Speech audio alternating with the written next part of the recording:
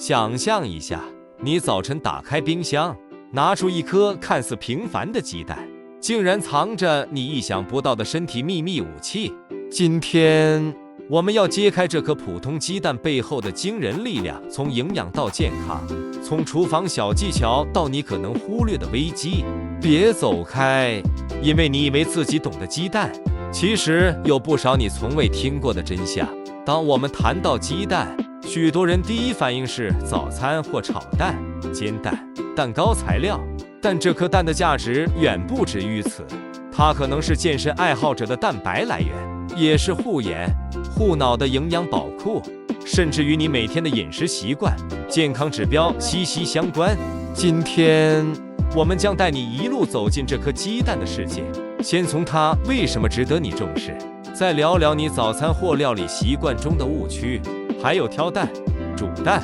保存蛋的正确方式。这段影片不仅适合想快速知道鸡蛋好在哪里的你，也适合想深入了解鸡蛋为什么常被推荐的你。如果你在意健康，在意饮食质量，在意简单却实用的营养知识，那就按下订阅，打开小铃铛，让我们一起揭开鸡蛋的秘密。好，接下来就从最基础的营养价值开始吧。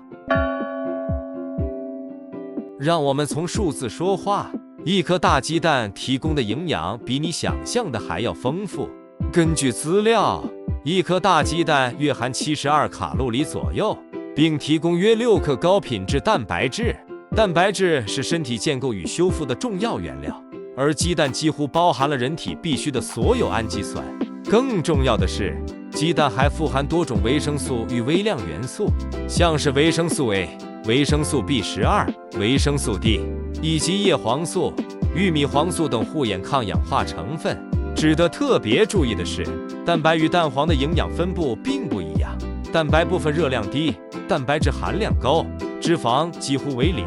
而蛋黄则含有脂肪、胆固醇、脂溶性维生素以及多数微量元素。换句话说，如果你只吃蛋白，你可能错过了蛋黄中那些重要的营养。总结来说，鸡蛋是自然界中非常高密度的营养来源，以相对低热量就提供多种必需养分。对于忙碌、需要快速补充蛋白质或想简单健康饮食的人来说，这颗小小的蛋可说是营养宝库。下一段，我们来聊聊为什么鸡蛋会被称为白金蛋白或营养黑马。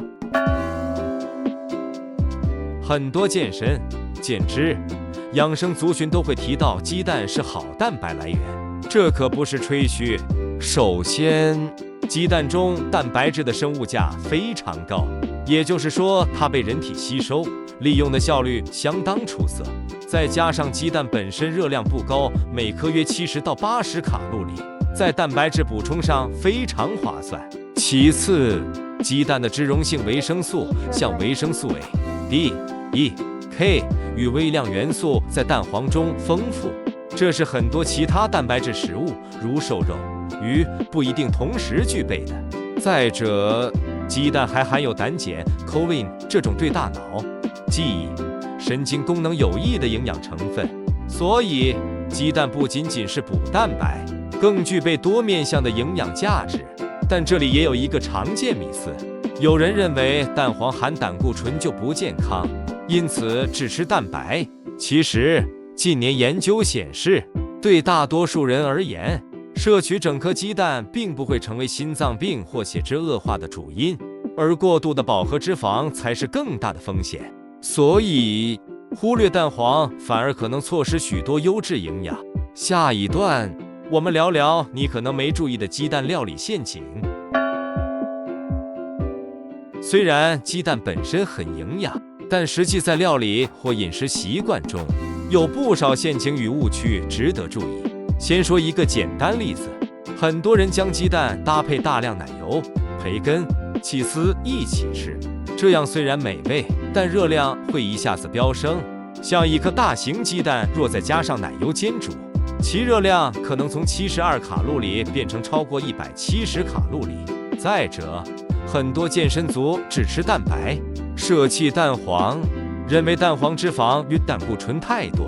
但如前段提到，蛋黄含有许多我们需要的营养成分，过度舍弃并不一定是最佳策略。相反的，若将蛋黄与蔬菜、全谷类等一起吃，能更有效提升整体营养密度。还有一点是关于鸡蛋生吃的问题。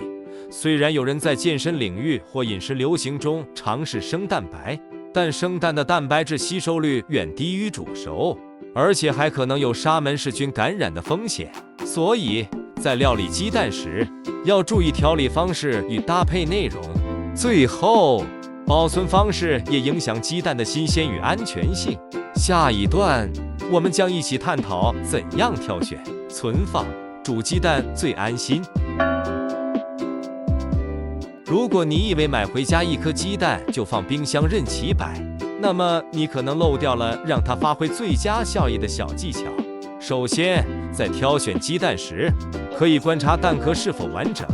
干净，有无裂痕。裂痕会增加细菌进入的风险。也可倒水杯中测浮沉。新鲜蛋相对密度较大，习惯下沉，而较旧的鸡蛋气势变大，可能会浮起。至于存放，建议冷藏保存，且避免反复从冰箱拿出再放回。冷藏能有效减慢蛋的老化，抑制细菌增长。若你买的是未经洗壳处理的鸡蛋，某些地区亦可置于室温，但前提是环境干燥并避免日光直射。煮蛋部分，比如水煮蛋、卤蛋、茶叶蛋等，煮熟度也有讲究，滚水煮过头可能让蛋黄与蛋白营养稍有损失或变绿环。另外，为了最大保有蛋里面的维生素、瓮氧化物质，适度烹调，避免过度高温或长时间加热，反而更好。透过这些简单步骤，你家冰箱里那颗小鸡蛋将发挥更大价值。你可能没想到，鸡蛋对于视力、脑力与心脏健康都有所帮助。先谈视力，蛋黄中含有叶黄素与玉米黄素，这两种抗氧化物质对护眼极有益。研究指出，蛋黄之中这类成分的生物可用率比许多绿色蔬菜还高。至于脑力方面，鸡蛋当中的胆碱是大脑细胞、记忆功能、神经传递的重要营养素，而多数人日常饮食中往往摄取不足。关于心脏健康，虽然过去蛋黄含胆固醇曾引起担忧，但近年来的研究显示，对大多数健康成人而言，适量食用整颗鸡蛋并不会明显提升心血管疾病风险，而重点往往是在整体饮食中饱和脂肪与加工食物的摄入。换句话说，鸡蛋并非自动变成健康敌人，而是你如何搭配、如何烹调、整体饮食如何控制才是关键。当然，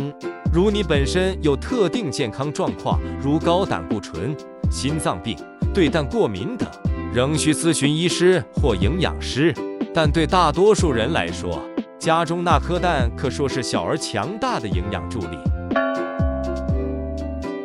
你或许常听褐壳蛋比较营养，土鸡蛋比较好，但事实并非如此简单。首先，蛋壳颜色，白壳或褐壳，主要是由母鸡的羽色与耳垂颜色决定，营养成分并无显著差异。关键在于母鸡饲养方式、喂食饲料、环境与新鲜度。举例来说，自由放养或草地喂养的母鸡可能其蛋黄颜色较深，因为摄取了更多天然植物色素、温虫，但这并非直接等于更营养，仅代表饲养环境的差异。此外，不同国家或地区的市场中有标榜 Omega-3 强化蛋、有机蛋、放养蛋等。所谓强化的意思，是母鸡喂食含有亚麻籽、鱼油或藻类的饲料，使蛋中富含较高量的 Omega-3 脂肪酸。若你追求这类特殊成分，那么标示这类产品或许值得考虑。另外，一些消费者会因为蛋黄颜色深浅，例如橘黄 vs 浅黄，而判断好蛋与否。这里提醒，蛋黄颜色主要受母鸡饮食决定，而不一定反映蛋白质、维生素或矿物质含量的多少。换句话说，蛋壳颜色、蛋黄深浅虽有指标作用，但并非营养唯一判定标准。